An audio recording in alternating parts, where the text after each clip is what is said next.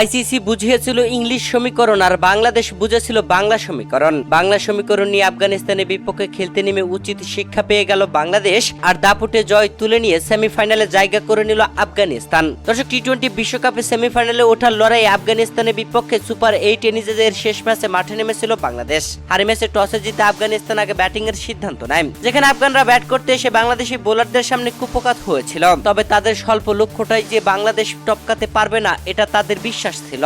যেখানে আফগানিস্তান পুরো 20 ওভার খেলে 5 উইকেট হারিয়ে সংগ্রহ করে 115 রান। 116 রানের টার্গেটে বাংলাদেশকে সেমিফাইনালে উঠতে হলে জিততে হতো 12 ওভার 1 বল খেলে। তবে বাংলাদেশ খেলেছে টেস্ট খেলার মতো, যেখানে বাংলাদেশ সেমিফাইনালে যেন উঠতেই চায়নি। দেখে শুনে উইকেট বিলিয়ে দিচ্ছিল আফগান বোলারদের কাছে।